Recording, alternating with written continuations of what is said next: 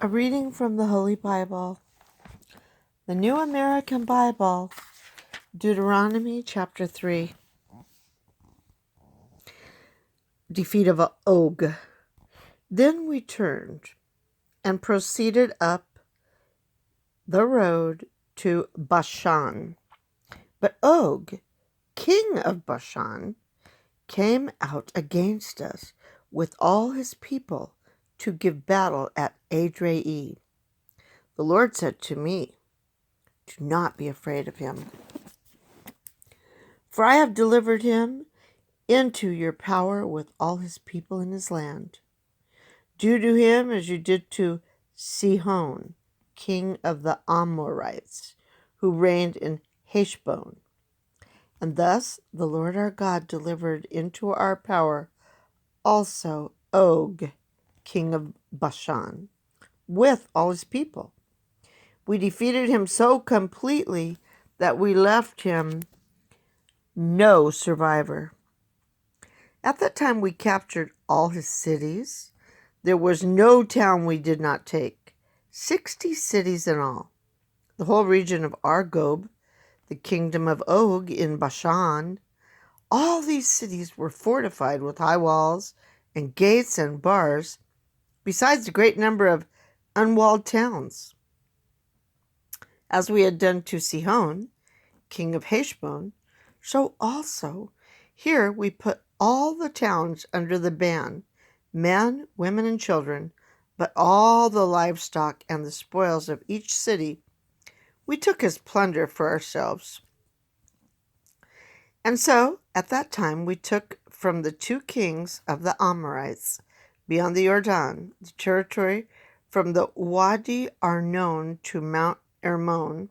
The Sidonians call Hermon Sirion, and the Amorites call it Sinir. All the towns of the plateau, all of Gilead, and all of Bashan, as far as Saleka and Edrei, towns of the kingdom of Og in Bashan. Og, king of Bashan, was the last remaining survivor of the Rephaim. He had a bed of iron, 9 regular cubits long and 4 wide, which is still preserved in Rabbah of the Ammonites. Allotment of the conquered land. As for the land we took possession of at that time, I gave Reuben and Gad the territory from Aroer on the edge of the Wadi Arnon, halfway up into the highlands of Gilead, with its cities. The rest of Gilead and all of Bashan, the kingdom of Og, I gave to the half-tribe of Manasseh. The whole Argob region, all the part of Bashan, was once called a land of the Rephaim. Yair, a Manassite, took all the region of Argob as far as the border of the Geshurites and Massacathites, and named them Bashan, that is, after himself. Harvoth Yair, the name it bears today.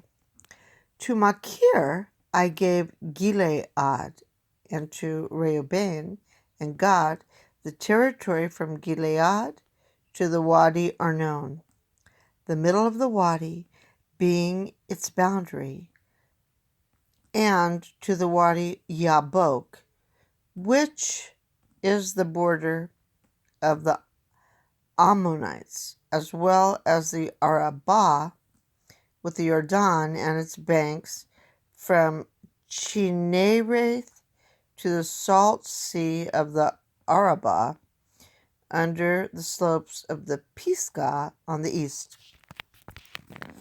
At that time I charged you, the Lord your God has given you this land as your possession, but all your troops equipped for battle must cross over into the vanguard of your fellow Israelites. But your wives and children, as well as your livestock, of which I know you have a large number, shall remain behind in the towns I have given you, until the Lord has settled your relatives as well, and they too possess the land, which the Lord, your God, will give them on the other side of the Jordan. Then you may all return to the possessions I have given you. And I charged Joshua as well. Your own eyes have seen all that the Lord your God has done to both these kings. So too will the Lord do to all the kingdoms into which you will cross over. Do not fear them, for it is the Lord your God who will fight for you. Moshe excluded from the promised land. It was then I entreated the Lord, Lord God, you have begun to show to your servant your greatness and your mighty hand. What God in heaven or on earth can perform deeds and powerful acts like yours? Ah, let me cross over and see the good land beyond the Jordan, that fine hill country, and the Lebanon. But the Lord was angry with me on your account and would not hear me. The Lord said to me, Enough! Speak to me no more of this. Go up to the top of the Pisgah and look out to the west and to the north and to the south and to the east. Look well, for you shall not cross the Jordan. Commission Joshua and encourage and strengthen him, for it is he who will cross at the head of this people, and he who will give them possession of the land you are to see. So we remained in the valley opposite Beth Peor. Notes pertaining to chapter 3, verse 11, bed of iron. Some translate a sarcophagus of basalt. Its dimensions would be approximately 13 and a half feet by 6 feet. And pertaining to verse 15, Machir, a clan of the tribe of Manasseh. See Genesis 50:23. And verse 17, Chinnereth, later known as the Lake of Gennesaret and the Sea of Galilee. The Salt Sea is the Dead Sea. Pisgah, a mountain range to the northeast of the Salt Sea, Mount Nebo, from which Moshe viewed the Promised Land, is in this range. And verse 26, on your account, that Moshe saw but never entered the Promised Land is attested by every Pentateuchal tradition, but different reasons are given in different places. Numbers 20:12, Deuteronomy 32:51 present Moshe as being at fault. Here, as in 137 and 421, the fault lies in the people, but affects Moshe. That concludes the reading of Deuteronomy chapter 3 and the notes. The word of the Lord, thanks be to God.